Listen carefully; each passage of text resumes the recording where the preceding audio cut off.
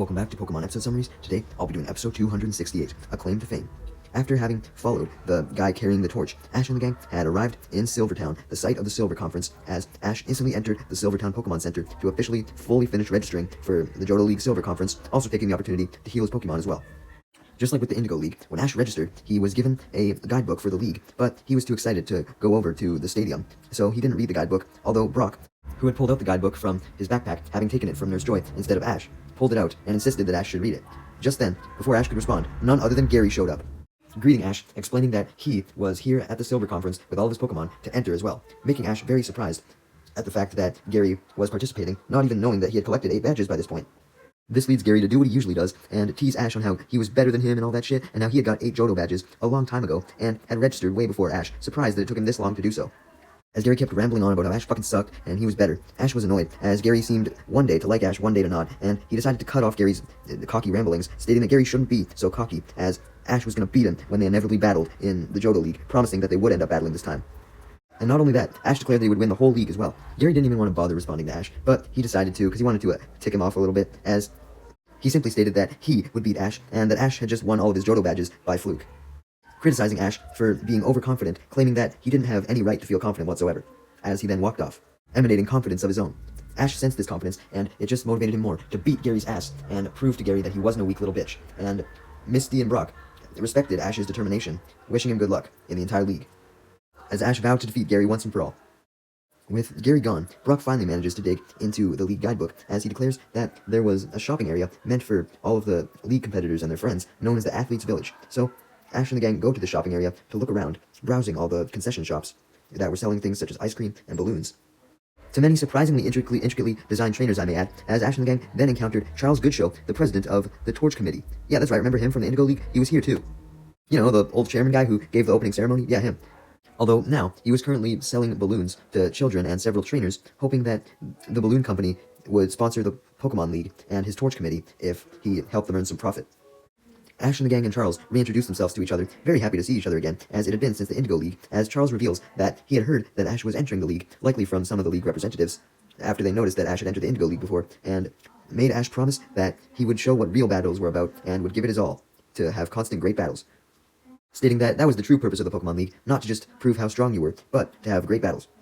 Meanwhile, as for Team Rocket, they were working at a restaurant in the Athletes' Village that was nearby Ash and the gang, hoping to be able to steal some of the food while they worked, as they were hungry as fuck.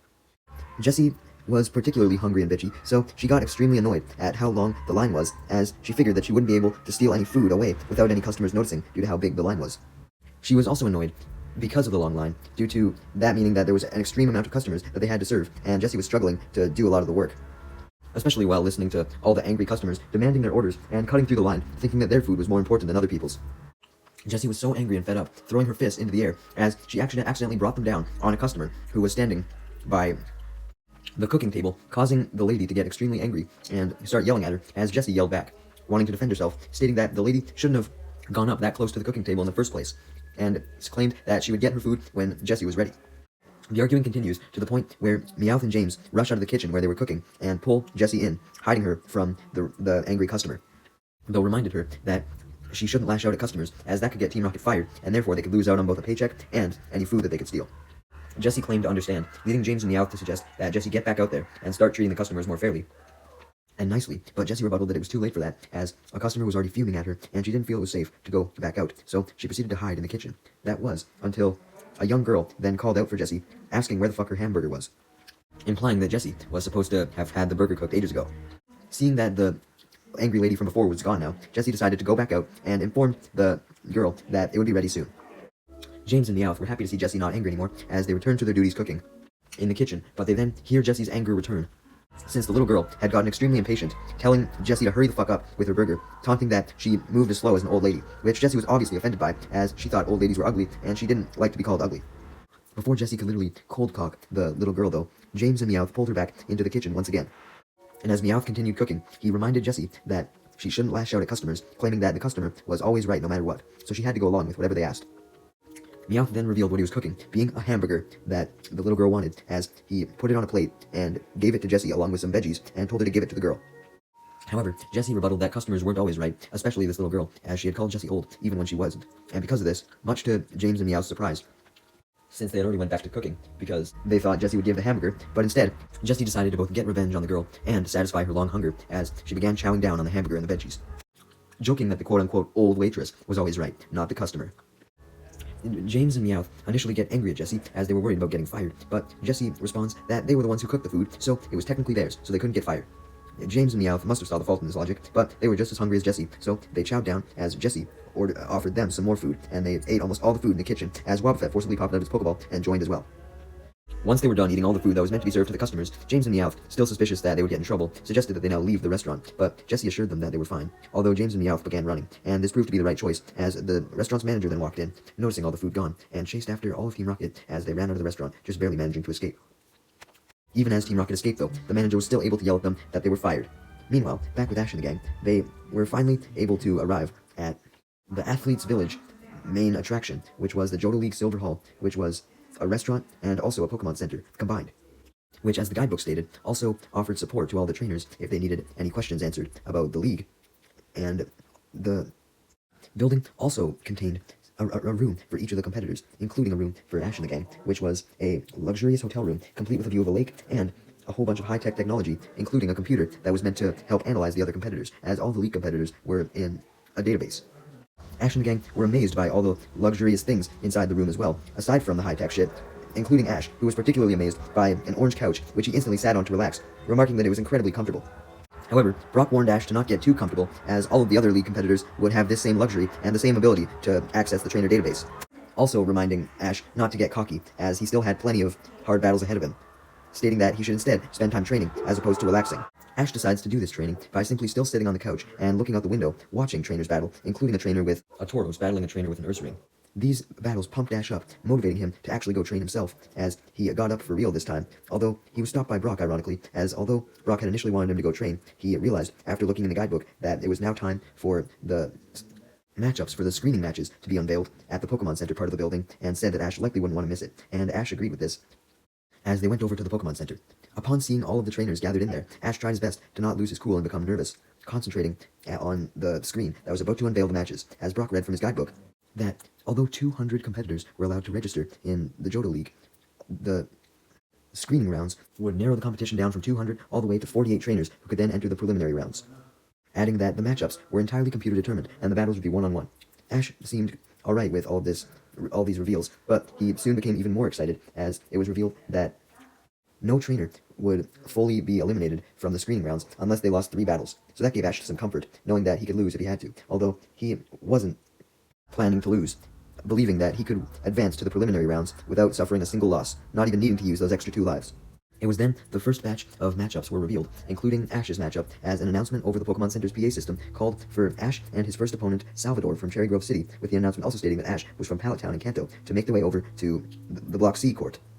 Ash and Salvador made their way over to the Block C court, with Ash seeing that there were other courts as well, with battles going on, including a battle between a Feraligatr and an Ursaring, and immediately after that, since the Ursaring had lost, a battle between an Ursaring and a Nidoking, which resulted in the Ursaring losing again. Damn. Ash then brought his attention back to Salvador as they stood on opposite sides of the court, as one of the official league referees, who was going to ref the battle, instructed Ash and Salvador to look up at the screen above him, which showed a picture of Ash and Salvador as lights flashed, with a red light flashing on Salvador's picture and a green light flashing on Ash's picture, and eventually the lights stopped, with only the green light shining on Ash. And since Ash was the only one who had a light on him still, this indicated that Ash was supposed to send out his Pokemon first. Ash wasn't worried about his opponent potentially having an advantage over him because of this, as he sent out his Pikachu proudly, stating that since the computer randomly selected who would send out their Pokemon first, which was why the lights were flashing, there was nothing Ash could do about it. As Salvador sent out his Pokemon, being a Furret, the referee also clarified that since Ash was the one chosen by the computer, it not only meant that he had to choose his Pokemon first, but he also had to attack first. Ash applied to this, as he had Pikachu use Thunderbolt, while Misty and Brock were surprised to see Salvador send out a Furret, since it was the first time they'd really seen one in action, as Brock warned Ash to be careful, since even though the Furret seemed like a relatively weak Pokemon, due to just being the evolved form of Sentret, if it was being used by a trainer at the league, then it must have been strong. Misty then gave Ash her own warning that Furret was a ground type, so it was good against Pikachu being an electric type. Ash tried to shrug off these warnings, as Furret then dodged the Thunderbolt by using a double team, forcing the Thunderbolt to hit the illusions that it created instead. This confused Pikachu, as it only got more confused as all the duplicates surrounded it, as more duplicates just kept appearing and Pikachu continued to get confused. Pikachu gets fucking quadruple confused, as quick as all the duplicates appeared, they then disappeared, as Salvador ordered his Furret to use a Swift, and it hit Pikachu directly, due to Pikachu still being, you guessed it, confused. Thankfully, Pikachu was finally able to snap out of it, regaining its mind fully back, as it charged at Furret with a quick attack, digging into the ground to boost its speed. Unfortunately, before the quick attack could make contact, Furret dug a hole underground, and once Pikachu had reached the hole, Furret then came up from underneath Pikachu and hit it with a headbutt from underneath. While Furret was up though, Pikachu tried another quick attack, but Furret just dug underground again and rose again, using Headbutt to attack Pikachu, and it continued this process repeatedly as Misty and Brock tried to give Ash some advice on how to get out of it, but they couldn't really think of anything useful, as Pikachu continued to get hit by the same dig and headbutt tactic. To make matters worse, when Salvador saw that the headbutts weren't strong enough to knock Pikachu out, even after knocking it down several times, he then ordered his Furret to switch between Headbutt and Swift as its attack when it rose up from the ground, so Pikachu was taking even more damage, leading Ash to panic, knowing that he had to get Pikachu to stop Furret somehow, as Salvador then pointed out to his Furret that Pikachu was extremely weak by this point, and figured that he could feint it in one last attack. As he then had Furret dig underground and rise up, going for one last headbutt, although when Ash saw that Furret was in the air, he told Pikachu to jump on Furret's back, allowing it to dodge the headbutt, and since Pikachu doesn't let go, this forces the Furret to be busy flailing around trying to get Pikachu off of it. Furret saw that its shaking around wasn't working, so it got the idea to go back into one of its dug holes and try and force Pikachu to get off because the hole would be extremely tight down there. However, as Furret crawled around underground, thinking it would force Pikachu off so Pikachu could come out of the hole, Pikachu still stayed hanging on, since it realized that it could use it and Furret being trapped in this cramped space to its advantage, as it fired a thunderbolt while still on Furret's back, which was so powerful it ended up creating a giant crater from underground, breaking through to the surface of the stadium, making Ash believe that Pikachu used a lot of goddamn power. With the large hole being created, though, this meant that it was very easy for Furret to try and escape the hole and rise back up. However, just as the Furret got out of the hole, it was extremely weak and could barely move, delirious after being shocked. This allowed Pikachu to come out of the hole as well and catch Furret off guard and knocking it out with a quick attack, giving Ash the win, as the referee declared, waving up a green flag. Ash celebrated with Pikachu, giving him a high five, thanking him for his efforts, thinking that he had already made it to the preliminaries since he had won a battle. However, the referee clarified that Ash actually had to win 3 battles. He didn't have 3 lives. I mean, you did, but you also had to win 3 battles. Before Ash partook in those battles, though, he made sure to go up to Salvador and make sure that Furret was okay after losing the battle. He found Salvador hugging his Furret, as Salvador confirmed that Furret was okay, admitting that it put up a great fight, and Ash's Pikachu did as well, with Ash agreeing, and Ash and Salvador then shake hands, promising to battle again someday. After this, it was time for Ash's next 2 battles in the selection rounds. These 2 battles involved Ash using Phanpy to battle Machoke and Cyndaquil to battle an Exeggutor. The first battle, thankfully, involved Ash winning with Phanpy using Takedown against Machoke, and the second battle involved Cyndaquil beating Exeggutor with a Flamethrower, meaning that Ash had officially moved on to the preliminaries with 48 contestants, as Ash and the gang returned to the Pokemon Center to view the results. Ash was proud of himself for making it there, but as he looked among the top 48 competitors, who were all intricately designed, I may add, he realized that Gary and Harrison had both made it to the top 48 as well. Ash, of course, knew Harrison and Gary's utter strength, but he was confident that he could pull off the win. Not just against Harrison and Gary, but any competitor in the tournament. As Ash was wishing himself good luck, Mr. Goodshow jump-scared him and wished him good luck as well, though warned Ash that the league wouldn't be as easy as he was hoping, since the battles were going to be more intricate from here on out, being 3-on-3 battles, and also, the next round, being the preliminary battles, involved the trainers being put into groups of 3, where only one of the trainers from each group would advance to the next round, being the top 16, known as the Victory Tournament. This person, of course, that advanced would be the one who got the most victories in the group of 3. Upon hearing this, Misty and Brock agreed with Mr. Goodshow that the finals and the preliminary battles were going to be difficult as fuck, and warned Ash about this, but Ash and Pikachu were still confident as ever, since he stated that since he wanted these victories, he was going to get them.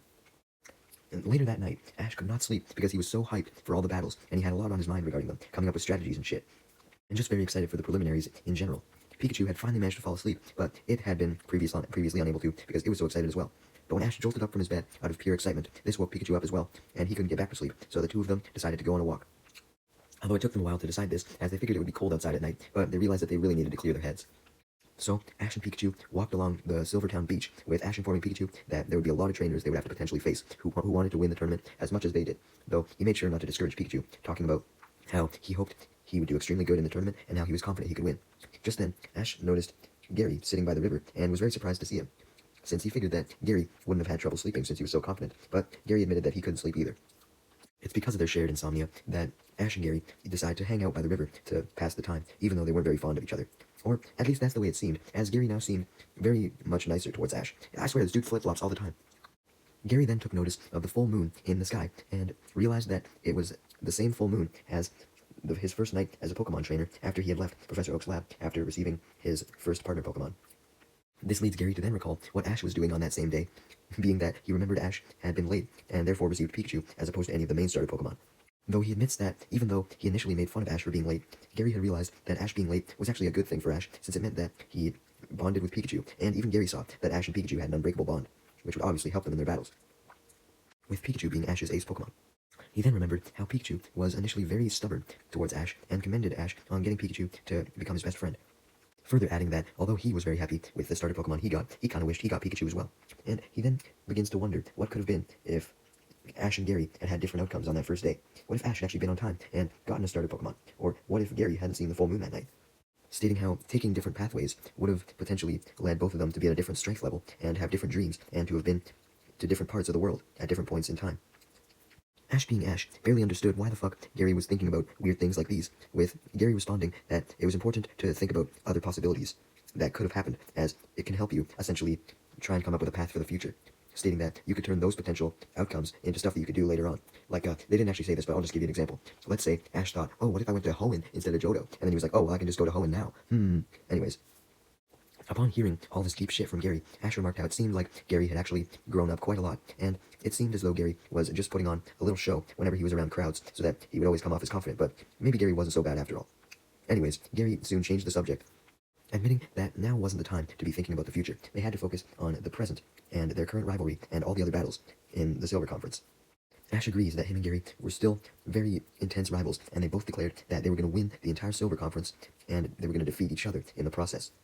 with Gary stating his desire to have fun while he battled as well, showing Ash even more that Gary truly had grown up, as he and Gary then wish each other good luck in the tournament and go back to sleep, having got out their thoughts. And the next day, it was officially time for the preliminaries to begin, but not before the opening ceremony. Yeah, that's right, the opening ceremony was only being held after like 152 fucking competitors were eliminated. Anyways, Ash quickly got out of bed and got dressed, hyped up for the ceremony, but before he goes, he stops at the Pokemon Center area in the building and calls Professor Oak, who was currently busy organizing documents with Tracy. So Ash's mom answers the call instead, leading Ash to tell her about his journey to Mount Silver and everything that had happened since she met Larvitar, including his adventure with the sacred Ho-Oh-Flame last episode. Ash's mom was impressed by all of Ash's recent adventures, but before she could wish him good luck for the Silver Conference officially, Ash had to go, as the ceremony was about to start, so he hung up and made his way there, seeing an entire crowd of people fill the stadium stands, including Brock and Misty, as fireworks were going off. People from all over the world were watching the Johto Silver Conference as well, including Oak, who had handed off the document sorting entirely to Tracy, as he really wanted to watch now, but Oak eventually decided to just put the document sorting on hold for a little while, as he told Tracy to come and watch as well. Professor Elm was also watching from his lab in Newbarktown, and Ash's mom was watching on the TV, with her Mr. Mime soon joining her. As Elm was watching, he noticed a torch runner making his way to the main stadium,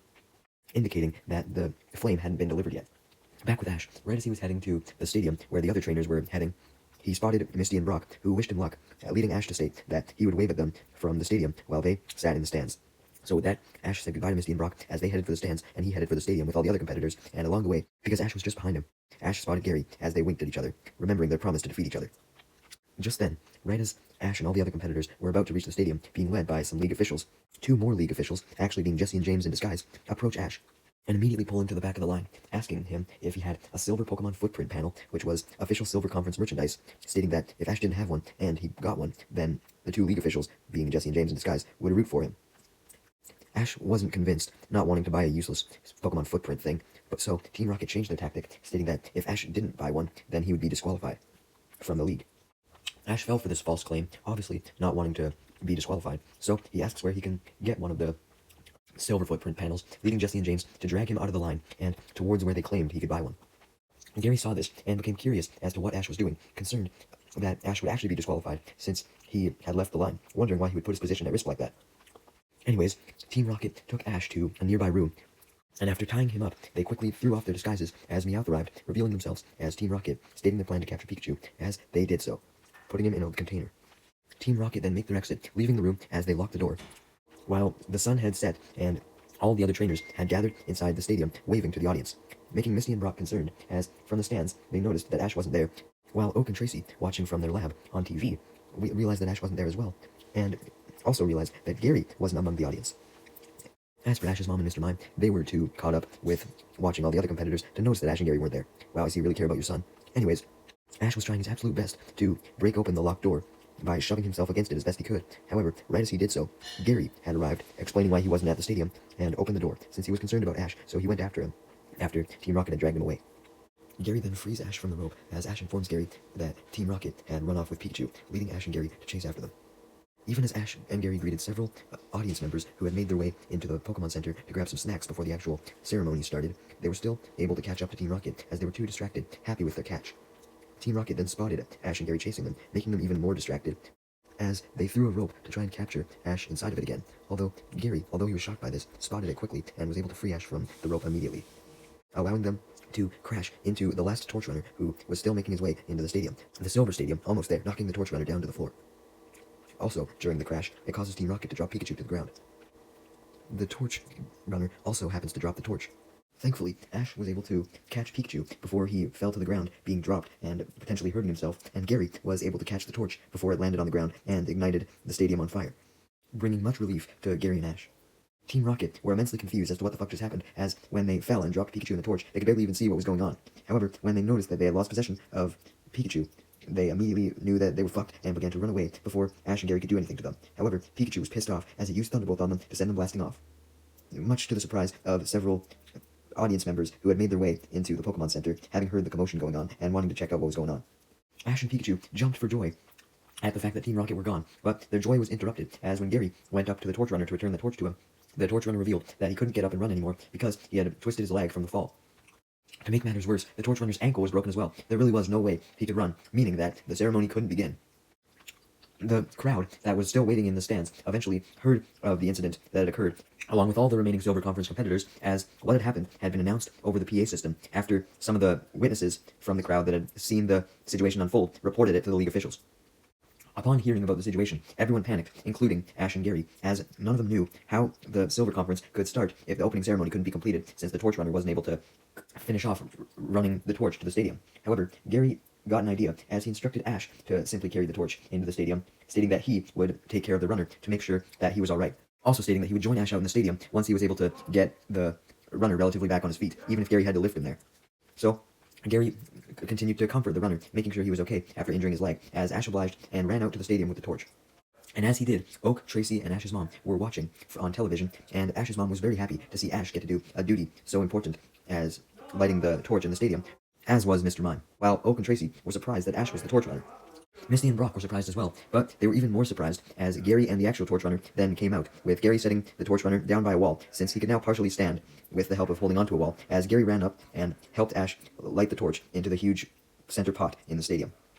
After helping Ash put the fire in the pot, Gary ran back down to the injured runner to check on him once again, as Mr. Goodshow smiled as the opening speech could now officially begin. Ash then zoned out, thinking about his journey to get to the Silver Conference, staring at the huge pot of fire, proud of himself, as the entire crowd cheered for him for managing to light the torch. Mr. Goodshow then began his opening speech, wishing everyone good luck in the Silver Conference, and stating that now that the flame was lit, thanks to Ash, the Ho-Oh Flame would watch over the entire tournament. And Mr. Goodshow then ended his speech by stating that no trainer participating should regret a moment during the league, and give it their all.